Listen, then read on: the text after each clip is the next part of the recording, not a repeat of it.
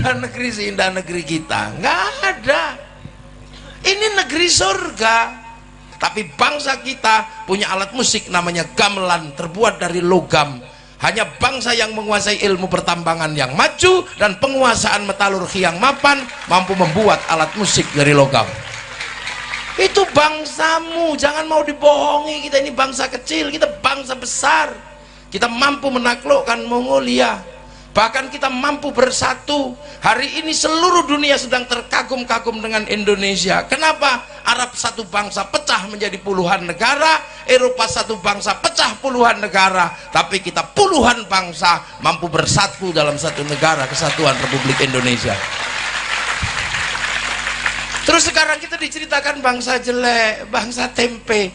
Kamu jangan percaya itu. Mereka-mereka ini sedang melemahkan mental kita. Agar apa? Kita benci dengan bangsa kita sendiri. Kalau sudah benci dengan bangsa kita sendiri, kalau bangsa sakit cari obatnya dari luar. Kita sedang meriang, cuman meriang gitu aja. Kita tidak sedang stroke, jadi tidak perlu ganti kekuasaan. Nggak perlu mengambil Hizbut Tahrir dari Filistin. Nggak perlu. Hizbut Tahrir itu didirikan oleh Taqiyuddin An-Nabhani untuk menjadi problem solving, menjadi jalan keluar buntunya Palestina agar merdeka di tanah Palestina. Tapi itu pun gagal.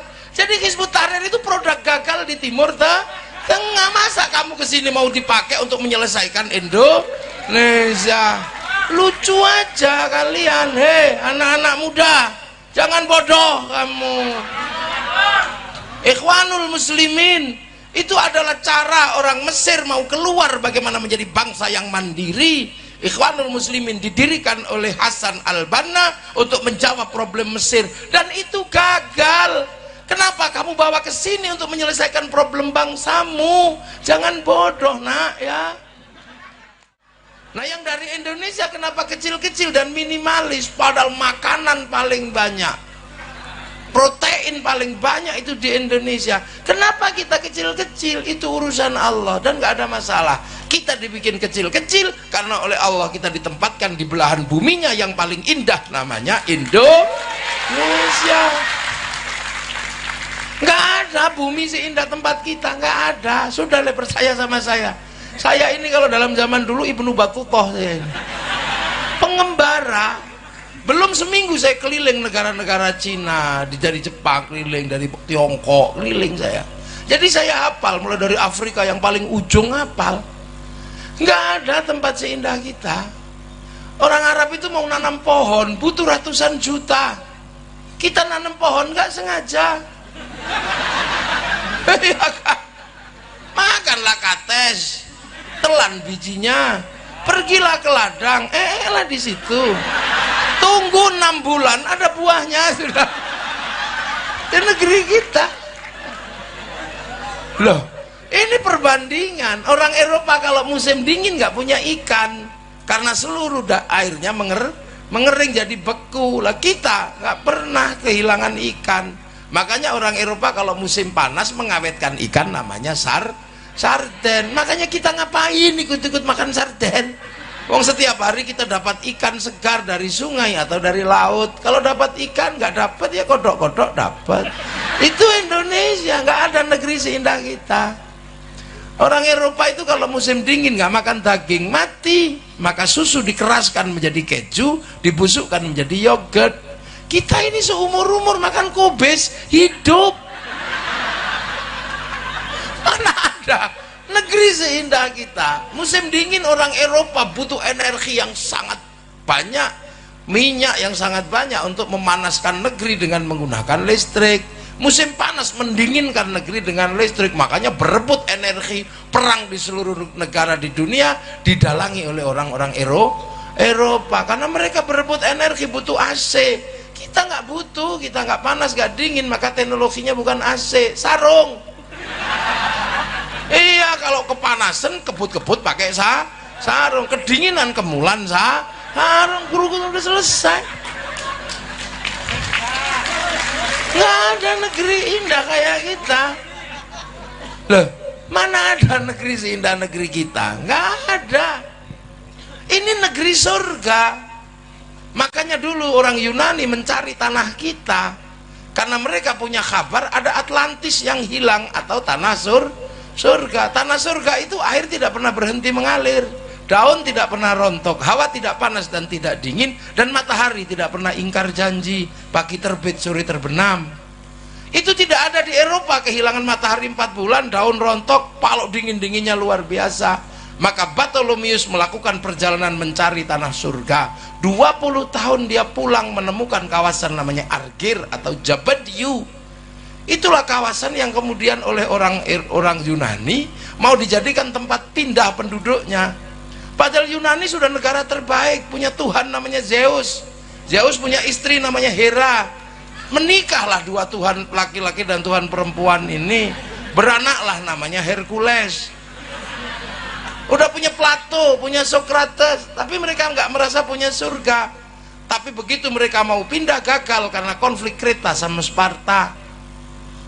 Akhirnya yang mencari tanah surga itu siapa? Orang India, mualim kapalnya Bartholomeus, namanya Kudunga Boyong beserta seluruh keluarganya mencari tanah surga. Terdampar di daerah Maldives atau Maladewa, membuat kerajaan besar namanya Salangkanaya. Rajanya Kudunga. Punya anak, bergeser ke ujung timur Kalimantan mencari tanah surga, mendirikan sebuah kerajaan besar namanya Kutai Kartanegara. Mula Warman punya anak, Dewa Warman bergerak ke ujung kulon, bikin kerajaan besar namanya Salukonegoro. Punya anak namanya Purnawarman, pedalaman Jawa Barat, menjadikan kerajaan Tarumanegara. Punya anak Senasanaha pindah ke Galuh, bikin kerajaan di daerah Ciamis. Punya anak Sanjaya masuk pedalaman Jawa Tengah, membuat kerajaan namanya Mataram. Dan dari situ pecah dua, separuh Wangsa Sailendra pindah Palembang menguatkan Sriwijaya, separuh Sindok bikin Wangsa Isyana pindah ke timur, bikin Kadiri sama Toho. Kemudian dilanjutkan oleh Wangsa baru dipimpin oleh Kenarok, membangun namanya kerajaan Singasari mampu menaklukkan 2/3 dunia. Bahkan daerah Korea Selatan ada kampung namanya Kimhae yang buka hutan namanya Surowareng. Gak mungkin Surowareng itu orang Korea Selatan, itu orang Singasari. Makanya jangan heran di tahun 1222 bangsa ini menjadi bangsa yang bangkit. Sekitar tahun 1300 mampu menaklukkan Mongolia, sebuah negara penakluk Eropa, penakluk Arab, penakluk Cina, masuk ke Nusantara, ditaklukkan oleh orang Nusantara, dipimpin oleh Arya Wiraraja, orang besar yang kemudian bertempat di Sumeneb, Madura. Anak-anak milenial gak boleh lupa ini, bahwa kamu punya bangsa, bukan bangsa kecil. Kalian punya bangsa-bangsa besar, jadi jangan mau diolok-olok. Kita bangsa kecil, kita bangsa besar. Eropa punya bangunan-bangunan besar, Arab punya piramid, kita punya Borobudur. Orang Eropa punya kisah cinta namanya Romeo Juliet. Orang Arab punya kisah cinta Kais dan Laila. Orang Cina punya kisah cinta Sampai Engtai. Kita punya kisah cinta Andi-Andi Lumut, Pandi Asmoro Bangun. Kita punya segalanya. Orang sana punya ibu tiri yang kejam namanya Cinderella. Kita punya bawang putih, bawang merah. Sana punya orang kuat namanya Samson, kita punya orang kuat namanya Bandung Bondo. Main-main. Sana silakan punya orang kuat, silakan sana punya binatang bisa ngomong namanya kura-kura ninja, kita punya kancil nyuriti. Timun sama aja, apa bedanya? Bedanya lengkap bangsa ini. Orang Arab silakan punya alat musik namanya terbang, terbuat dari kayu dan kulit. Orang Eropa silakan punya alat musik namanya gitar, terbuat dari kayu dan tali. Tapi bangsa kita punya alat musik namanya gamelan, terbuat dari logam. Hanya bangsa yang menguasai ilmu pertambangan yang maju dan penguasaan metalurgi yang mapan mampu membuat alat musik dari logam. Itu bangsamu, jangan mau dibohongi. Kita ini bangsa kecil, kita bangsa besar. Kita mampu menaklukkan Mongolia. Bahkan kita mampu bersatu. Hari ini seluruh dunia sedang terkagum-kagum dengan Indonesia. Kenapa? Arab satu bangsa pecah menjadi puluhan negara, Eropa satu bangsa pecah puluhan negara, tapi kita puluhan bangsa mampu bersatu dalam satu negara, Kesatuan Republik Indonesia. Terus sekarang kita diceritakan bangsa jelek, bangsa tempe. Kamu jangan percaya itu. Mereka-mereka ini sedang melemahkan mental kita. Agar apa? Kita benci dengan bangsa kita sendiri. Kalau sudah benci dengan bangsa kita sendiri, kalau bangsa sakit cari obatnya dari luar. Kita sedang meriang, cuman meriang gitu aja. Kita tidak sedang stroke, jadi tidak perlu ganti kekuasaan, nggak perlu mengambil Hizbut Tahrir dari Filistin, nggak perlu. Hizbut Tahrir itu didirikan oleh Taqiyuddin An-Nabhani untuk menjadi problem solving, menjadi jalan keluar buntunya Palestina agar merdeka di tanah Palestina. Tapi itu pun gagal. Jadi Hizbut Tahrir itu produk gagal di Timur Tengah. Masa kamu kesini mau dipakai untuk menyelesaikan Indonesia? Lucu aja kalian. Hei anak-anak muda, jangan bodoh kamu. Ikhwanul Muslimin itu adalah cara orang Mesir mau keluar bagaimana menjadi bangsa yang mandiri.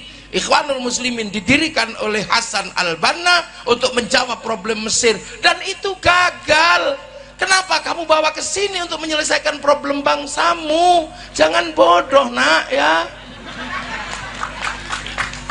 Kita ini punya, dan gak usah emosi. Makanya orang-orang ini suka emosi karena dagangannya nggak laku. Oh, iya, daging nggak laku. Baru teriak bendera inilah yang benar, bendera tauhid. Ini bendera Rasul, la ilaha illallah. Terserah kamu katakan itu. Saya tidak mengenal itu sebagai bendera tauhid. Saya mengenal itu benderanya Hizbut Tahrir. Itu bukan bendera tauhid. Kalau itu bendera tauhid, Kiai Hasyim Asy'ari pasti mengajarkan itu bendera tauhid. Kiai Hasyim nggak pernah mengajarkan itu. Kiai Dahlan tidak pernah mengajarkan itu. Ki Bagus Hadikusumo tidak pernah mengajarkan itu. Hanya kamu yang kemarin sore mengajarkan itu. Kamu nggak usah emosi kalau kami nggak mau nerima benderamu. Kamu kalau anti bendera tauhid, kamu anti la ilaha illallah. Enggak, kami setiap hari tahlilan pakai la ilaha illallah. Kamilah yang paling sering menyebut la ilaha illallah, karena itu adalah cara zikir kami. Afdhal dzikri fa'lam annahu la ilaha illallah. Sudah kita lakukan setiap hari. Maka jangan emosi kalau kamu anti bendera ini, kamu anti la ilaha illallah. Enggak nak, enggak, aku anti bendera PKI Palu Arit. Aku enggak suka, tapi kalau kami ke sawah tetap pakai arit, pergi nukang tetap pakai palu. Kenapa kamu ribut? Nah ini kita menjadi bangsa besar, makanya bangsa ini semuanya ada, gak usah ribut. Kita dari segala sisi maju, dari kalimat-kalimat yang kita punya ini maju. Ya, di Arab sana orang tidur disebut naum, di Inggris disebut sleep. Di sini Bondowoso ada yang disebut sare, ada yang disebut tilem, ada yang disebut bobo, ketedung, oh, ada tedung, ada yang namanya tedung. Nah, di bawahnya itu udah macem-macem pangkatnya, ada micek, ada batang. Lengkap, kita punya segalanya. Makanya, dan kemudian bangsa ini menyelesaikan problem terbesarnya adalah problem pertemuan antar Tuhan waktu itu. Jadi konflik antar Tuhan terbesar itu ada di Nusantara tahun 820 antara Wangsa Shailendra yang beragama Buddha dan Wangsa Sanjaya yang beragama Hindu. Perang besar di Jawa Tengah sana, sampai akhirnya raja Hindu yang namanya Panuko nggak mau jadi raja, takut perang sama raja Buddha namanya Garung. Tapi raja Buddha kerasnya luar biasa, setiap ketemu orang Hindu dibunuh. Akhirnya kemudian Garung berkuasa penuh dan kerajaan Sanjaya pelan-pelan meninggalkan rajanya hilang. Sampai satu ketika orang-orang Buddha yang kuat dipimpin Semaratungga mau bikin candi, nggak bisa. Akhirnya carilah orang Hindu, dapat arsitek namanya Panuko tadi itu, yang gelarnya Resi Guna Dharma. Maka dibangunlah candi Buddha, tapi nuansanya Hindu karena arsiteknya Hindu. Berdirilah Sambara Budura yang kita kenal dengan nama Borobudur. Jadi itu arsiteknya namanya Panuko. Maka jangan ngarang, itu bukan bikinan Nabi Sulaiman, hanya orang iseng aja menceritakan Nabi Sulaiman dari Sulaiman bangun Budur bukan. Nabi Sulaiman itu bertempat di tempat yang namanya Ardul Muqaddasah. Ardul Muqaddasah itu bukan Sleman, itu tempat saya. Ini dan ini bukan turunannya. Nah kan, Ratu Sabah bukan dari Wonosobo, bukan, itu buatan. Lah akhirnya berdiri Candi Buddha, nuansanya Hindu. Tiba-tiba anak Raja Buddha namanya Pramodawardhani jatuh cinta sama orang Hindu si Panuko itu. Terpaksalah dinikahkan antara anak Buddha sama anak Hindu.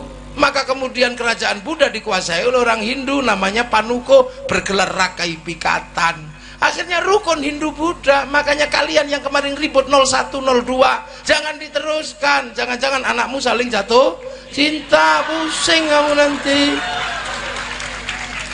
Udahlah, akhirnya rukun yang Hindu buatkan candi namanya Prambanan. Semenjak itu rukun bangsa ini. Balaputra Dewa pulang ke Palembang, bangun Sriwijaya, nggak ribut agama, Sriwijaya jadi besar.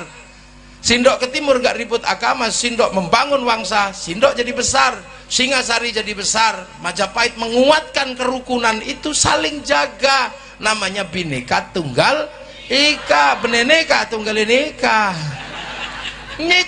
Itu slogan besar agar apa? Tetap rukun. Semenjak itu saling jaga, yang Hindu jaga Buddha, yang Buddha jaga Hindu. Jadi kalau hari ini ada Banser jaga gereja, jangan salah paham, itulah warisan asli bangsa Indonesia.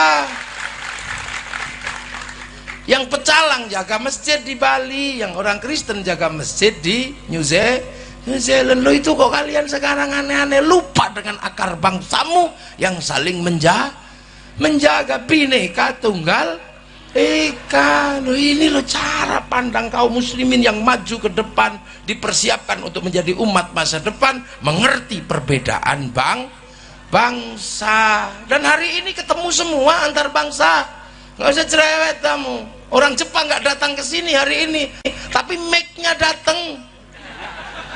Orang Korea nggak datang, tapi Samsung-nya datang. Kaum muslimin kalau mau pergi haji pasti cari orang Yahudi. Untuk urusan apa? Naik pesawat. Karena yang bisa bikin pesawat orang Yahudi. Pak Habibie suruh bikin pesawat gak jadi-jadi. Wong namanya tetuko, sing teko ra tuku-tuku, sing tuku ra teko loh.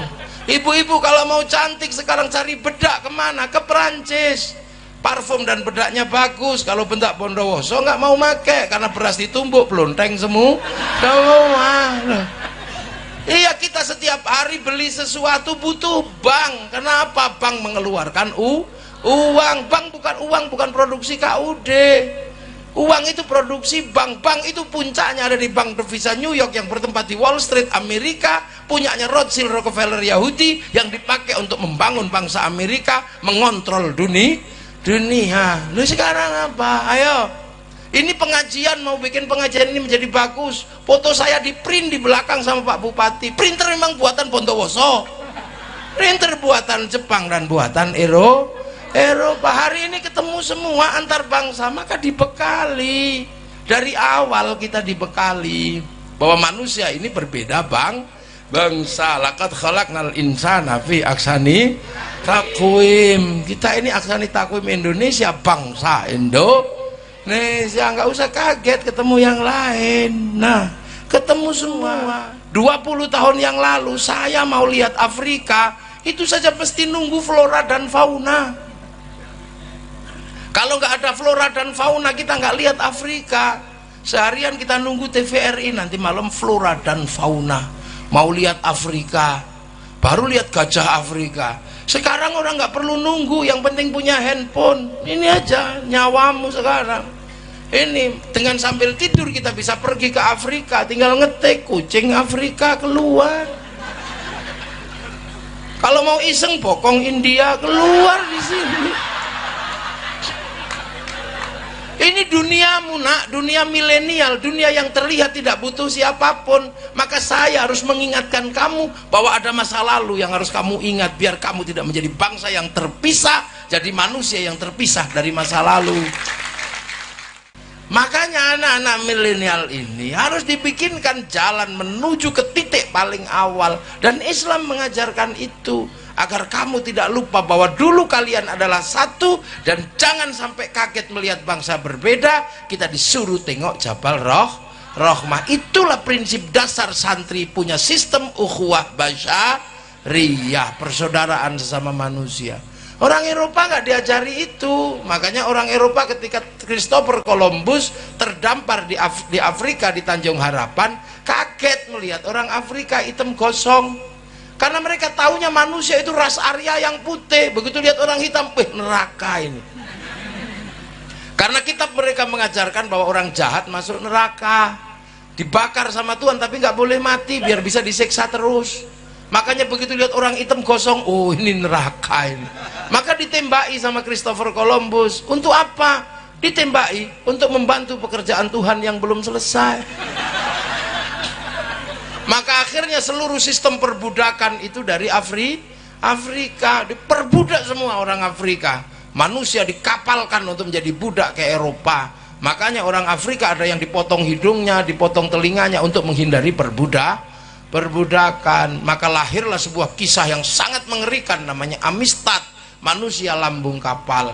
Tapi dari kisah yang mengerikan itu lahir keindahan musik, namanya akapela. Musik akapela diadaptasi oleh orang Eropa menjadi musik jazz. Musik jazz menjadi kelangenan orang Eropa, menjadi blues. Dan ketika musik blues dipakai untuk pemberontakan kepada sistem di Eropa, lahirlah musik rock, yang akhirnya musik rock masuk ke Bondowoso menjadi rock dut.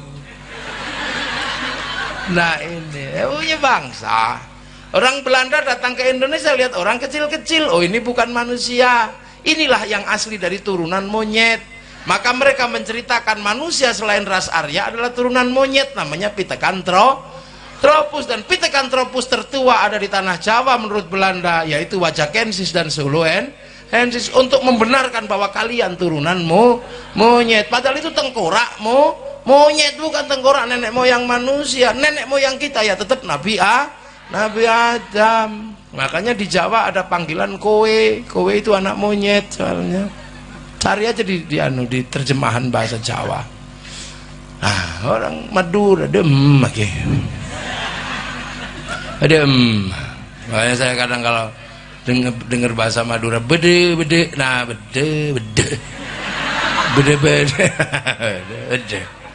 Tadi saya cerita sama Pak Bupati, jadi Syekhona Khalil Bangkalan itu terkenal wali.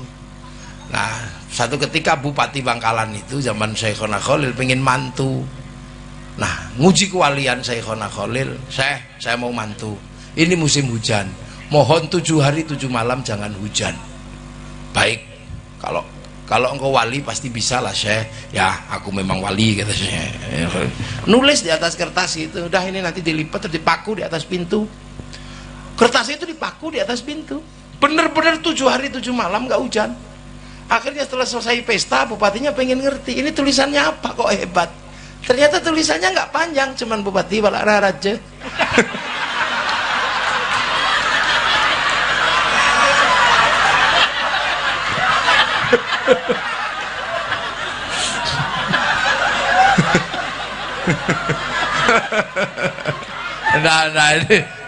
Nah itu yang cerita, itu ceritanya Gus Dur. Kata Gus Dur cerita itu dari Kiai As'ad Samsul Arifin. Saya dapatnya dari Pak Dur.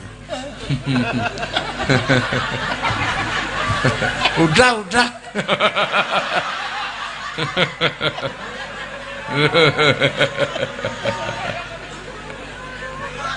ya daripada palanya tak odi.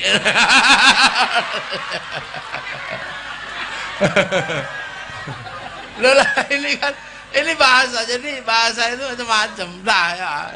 Islam itu begitu, dihantarkan kepada titik di mana manusia agar mengerti, karena Islam ini agama masa depan, punya bangsa. Itu loh. Dan yang hebat lagi bahwa nenek moyang manusia itu pernah kehilangan jejaknya. Siapa yang menghilangkan jejaknya itu? Yang alam. Runtuh Ka'bah itu pernah runtuh. Dicari sama Nabi Ibrahim beserta anak dan istrinya. Nabi Ibrahim menemukan jejak itu, terus berdoa, Rabbana inni askantu min dzurriyyati biwadin ghairi dzi zar'in 'inda baitikal muharram Rabbana liyuqimus sholata waj'al afidatan minan nasi tahwi ilaihim warzuqhum minats thamarati la'allahum yashkurun. Berdoa, maka jejak Nabi Ibrahim enggak dihilangkan, namanya maqam Ibrahim. Jejak Nabi Ismail tidak dihilangkan, namanya Khidr Ismail.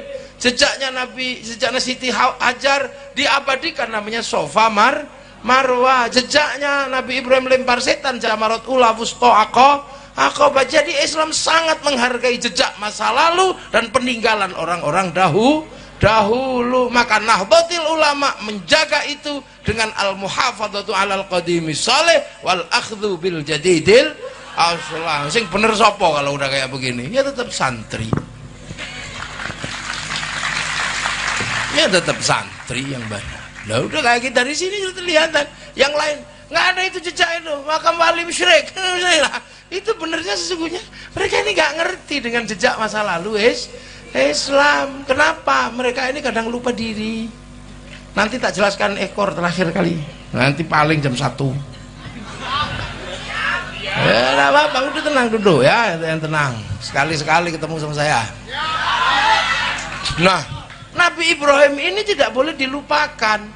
Dan Nabi Ibrahim ini punya jejak besar karena meninggalkan anak cucu yang membangun peradaban. Ada anak cucu Nabi Ibrahim namanya Ishak, punya anak namanya Yakub atau Israel, punya anak 12 namanya Bani Israel. Dari Bani Israel lahir Nabi Musa, melahirkan agama besar Yahudi. Sekarang pusatnya masih ada di Israel, didirikan oleh orang-orang besarnya Yahudi. Kenapa? Karena Taurat menghasilkan orang-orang besar. Nabi Musa menjadi hebat setelah pegang Taurat.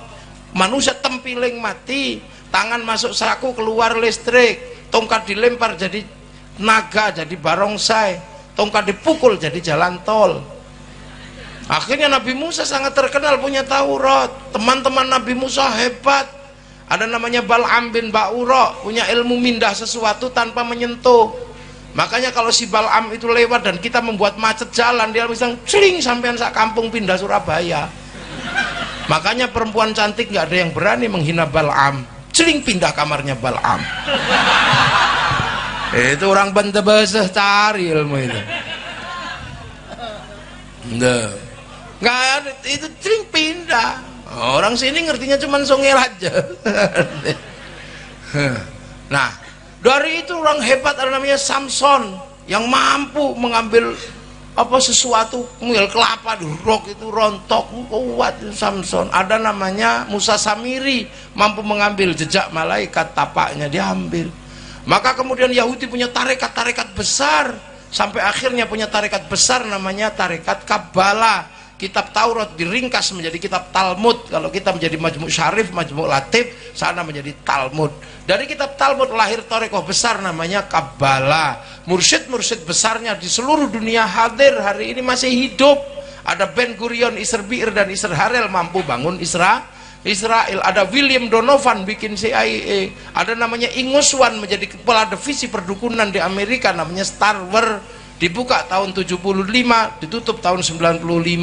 Sekarang dia pensiun, membuat sekolahan sihir di Amerika namanya Brotherhood of Snake. Itulah yang menginspirasi J.K. Rowling menulis sebuah cerita tentang sihir namanya Harry Potter. Murid-muridnya tersebar di seluruh dunia hari ini. Bahkan salah satu muridnya menjadi orang yang paling kita cintai. Siapa? Lionel Messi, pemain sepak bola. Lo kan kamu nggak ngerti. Ini kan kamu juga nggak tahu, ini anak milenial yang gagah, tapi nggak ngerti yang begini-begini. Dari tradisi Bani Israel lahir Nabi Isa, punya kitab Injil. Begitu punya Injil, Nabi Musa hebat, mukanya orang buta dipegang melek, orang mati, itu bangun. Makanya orang-orang Nasrani pinter bikin rumah sakit karena Nabi Isa dulu tabib. Setelah itu melahirkan ajaran-ajaran besar belakangan. Ada tarekat-tarekat, ada namanya Iluminasi, macam. Ada kekuatan besar sekarang di Vatikan. Pemimpinnya namanya Paus. Terus kerajaan Tuhan namanya kardinal di mana-mana. Sekarang di Indonesia ada pemimpinnya namanya Romo, tempat ibadahnya namanya gereja. Itu adalah Bani Israel sisi sana. Tapi Nabi Ibrahim juga punya putra namanya Nabi Ismail, melahirkan generasi besar namanya Rasulullah Shallallahu Alaihi Wasallam. Lah kita sekarang ketemu. Nah kalau ketemu bagaimana? Kamu kelahi lagi? Tidak. Allah sudah menyelesaikan problem antara Bani Israel sama kita. Diselesaikan oleh kapan? Rasulullah ketika Isra Mi'raj. Satu, kiblatnya kembali kepada Masjidil Aqsa, kita kepada Masjidil Haram. Minal Masjidil Haram ilal Masjidil Aqsa. Maka jangan ribut, sana kiblatnya sana, kita di sini. Makanya kalau sekarang di Filistin ribut Yahudi, Nasrani dan Islam, itu pantas karena rebutan tinggalan nenek moyang. Siapapun yang berebutan sawah pasti saudara. Kalau pematangnya baru tetangga. Jadi Palestina itu punya 3 agama. Jadi kalau ribut di sana nggak usah ribut. Wah itu hancurkan Pak. Ya kalau sekarang di sana yang menang ya yang pinter. Nah berhubung sekarang yang pinter Yahudi, ya Yahudi yang menang. Lah kok bisa? Lah Yahudi sudah mikir rembulan, kamu malah ribut celana cingkrang. Kan kejauh mundurnya. Yang sana sudah berpikir tentang nuklir, kamu kembali berkuda dan memanah. Yang di sana sudah memikirkan bagaimana sistem perdagangan dunia, kamu masih ribut urusan jenggot. Ini kan susah. Sana sudah menjelajah, ketemu dengan umat seluruh dunia. Bahkan mereka masuk ke semua negara. Kalaupun orangnya tidak datang, pesawatnya datang, sistem finansialnya datang. Sementara kalian masih membahas masuk gereja kafir, kan aneh. Kamu mundur, kamu masih ribut orang bawa tumpeng ke gereja musyrik lah, kan kamu aneh. Mundur, jangan kejauhan nak. Mundur itu dikit aja, jangan jauh-jauh. Kalau kamu katakan orang masuk gereja itu kafir, kasihan kaum muslimin yang jadi cleaning service di gereja.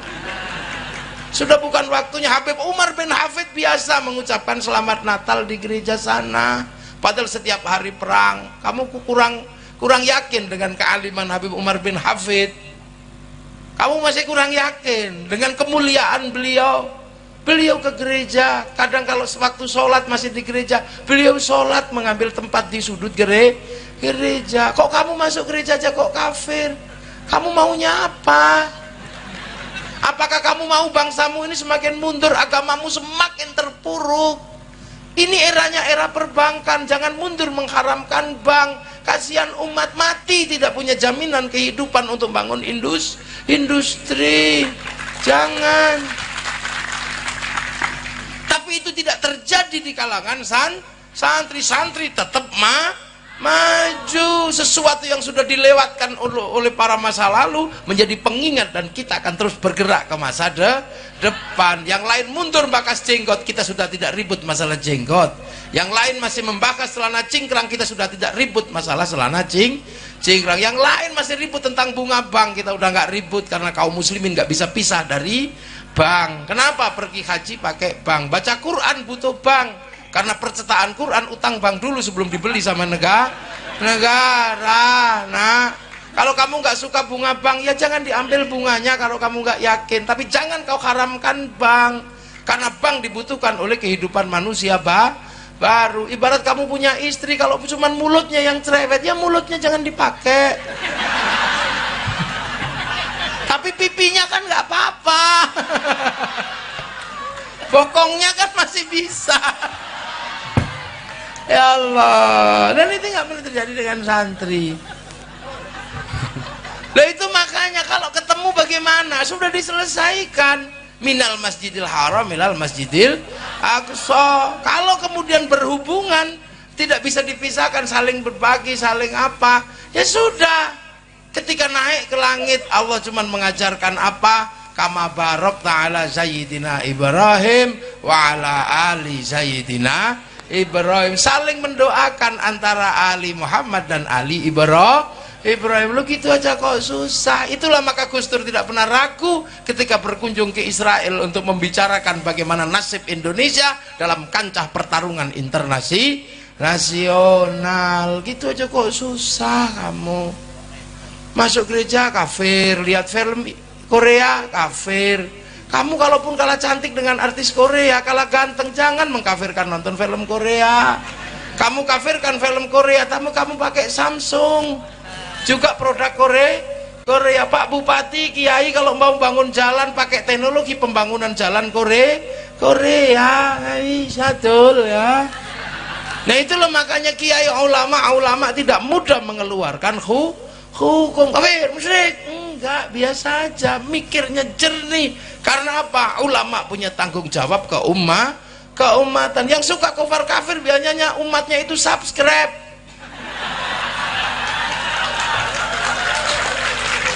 Umatnya itu subscribe dan like gitu. Jadi nggak ada tanggung jawab keumatannya, suka-suka dia aja.